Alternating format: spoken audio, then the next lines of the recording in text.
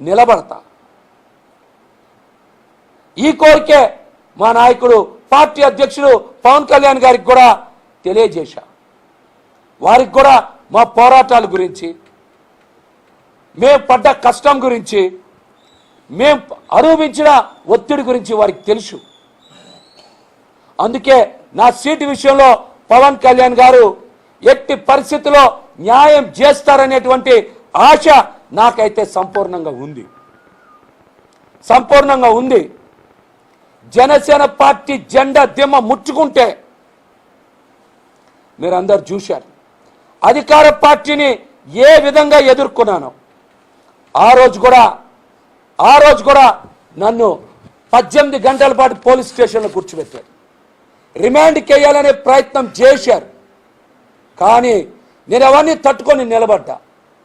రాజధాని ప్రాంతంలో జనసేన పార్టీ జెండా ఉండాలి. ఈ జెండా వైపు ఎవరన్నా సరే అధికార పార్టీ వాళ్ళు పీకేయాలనుకున్నా, ఎవరన్నా జెండా దిమ్మలు కోల్చాలనుకున్నా మళ్ళీ భయం కలగాలని ఆ రోజున చాలా బలంగా నిలబడ్డా. ఈరోజు చాలామంది నన్ను చూసి మహేష్కి ఏంటి ఏడుపు రావట్లా, ఒకసారి చూద్దాం అనుకుంటున్నారు. నా కళ్ళంబట నీళ్లు రావు. మహేష్కి ఇంత ఒత్తిడికి లోన్ చేస్తున్నా ఎక్కడ బాధపడట్లా, కళ్ళంబట నీళ్లు తిరగట్లా, ఏడవట్లా ఏంటని చాలామంది ఎదురు చూస్తూ ఉన్నారు. ఎన్నో ప్రతికూల పరిస్థితుల్ని అనుభవించాం, దాటాం. మాకు ఇవేమీ కొత్త కాదు. పోరాటాల్లోంచి ఉద్యమాల్లోంచి బయటకు వచ్చాం. ఇవేం కొత్త కాదు. ఖచ్చితంగా ఇవన్నీ అధిగమిస్తాం. పార్టీ అధ్యక్షుడు పవన్ కళ్యాణ్ గారి మీద నాకైతే సంపూర్ణ నమ్మకం, విశ్వాసం ఉన్నాయి. ఖచ్చితంగా ఈ అసెంబ్లీ సీట్ జనసేన పార్టీ తరఫున కష్టపడ్డ మాలాంటి వాళ్ళకి కేటాయిస్తే న్యాయం, ధర్మం అని ఈ రోజున ప్రజలందరూ కూడా ముక్త కంఠంతో చెబుతా ఉన్నారు. కాబట్టి ఖచ్చితంగా ఈ సీటు కేటాయించాలని కూడా పార్టీ అధ్యక్షుల వారికి విజ్ఞప్తి చేస్తా ఉన్నా.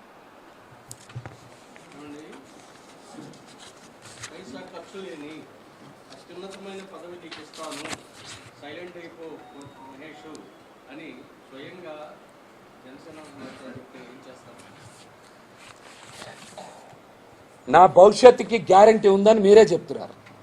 నా భవిష్యత్తుకే గ్యారంటీ మీరు ఉందని చెప్తున్నారు. కానీ జనసేన పార్టీ జెండా ఈ రాజధాని ప్రాంతంలో ఉండాలి. ఆ ప్రాతినిధ్యమే నేను కోరుకుంటున్నా. ఈరోజు విజయవాడ నగరంలో మేము ఎంతో కొంత బలంగా ఉండబట్టి మా పార్టీ నాయకులు, శ్రేణులు నిలబడ్డారు. నా ఒక్కడి భవిష్యత్తు కోసం కాదు ఇది, నా ఒక్కడి స్వార్థం కోసం కాదు ఇది. రమణ గారు మీరు అడిగింది, నా భవిష్యత్తు గ్యారంటీ ఉంది. కానీ అందరూ బాగుండాలి. కొన్ని వందల మంది నాతో పాటు కలిసి పనిచేశారు. ఖచ్చితంగా అందరూ బాగుండాలి.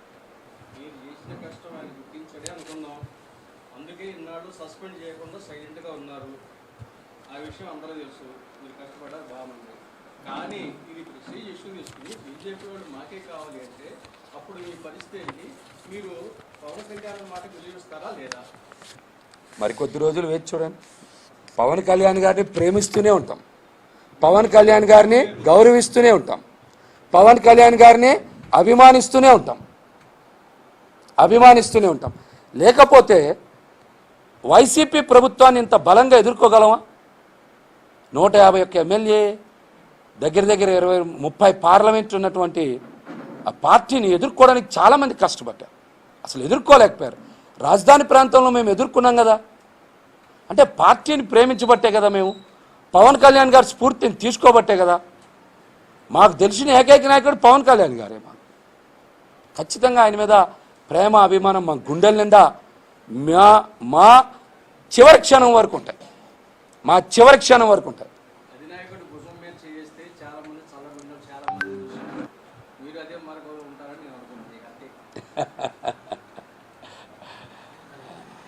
పశ్చిమ సీటు బీజేపీ అడుగుతుంది. మీరు ఇటీవల పవన్ కళ్యాణ్ కలిశారు. పవన్ కళ్యాణ్ మొత్తం చెప్పారని చెప్తున్నారు.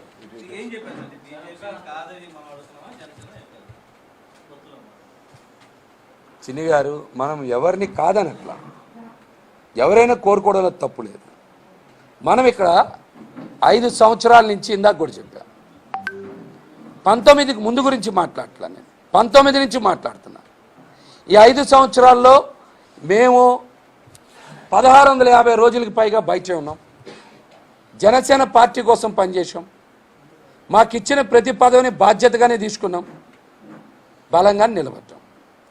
ఇక్కడ మేము నిలబడ్డాం కాబట్టి పొత్తులో మాకు సీట్ ఇవ్వడం అనేది న్యాయం, ధర్మం అని అభ్యర్థిస్తున్నాం. మేము కూడా కోరుకుంటున్నాం. మా కోరికలో తప్పు లేదు, మాది అత్యాశ కాదని మేము చెప్తున్నాం. ఖచ్చితంగా ప్రయత్నం చేస్తానని చెప్పారు. ఖచ్చితంగా ప్రయత్నం చేస్తానని చెప్పారు.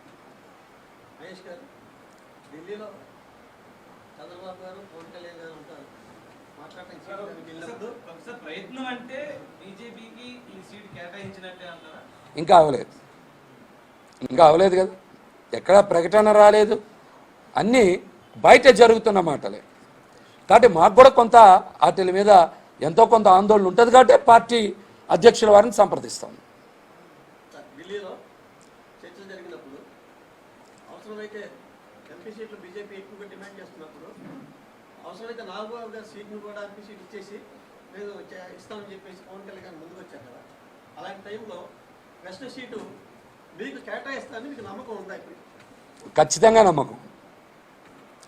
నమ్మకం ఉంది. పార్టీ అధ్యక్షులు పవన్ కళ్యాణ్ గారి మీద సంపూర్ణ నమ్మకం, విశ్వాసం ఉన్నాయి. తుది వరకు ప్రయత్నం చేస్తాం అందరం. మాకు తెలిసింది ఆయన ఒక్కడే కదా, మాకున్న ఒక్క నాయకుడే.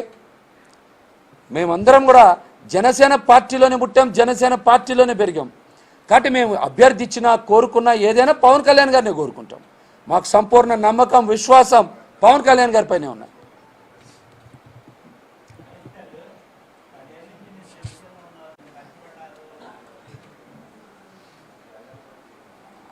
ఇంకా దాని మీద నాకైతే అంత స్పష్టత లేదు. కానీ ఇవన్నీ కూడా పొత్తుల వల్ల జరుగుతున్న ఇబ్బందులు కానీ మేమైతే భావిస్తాం ఇప్పటికి కూడా.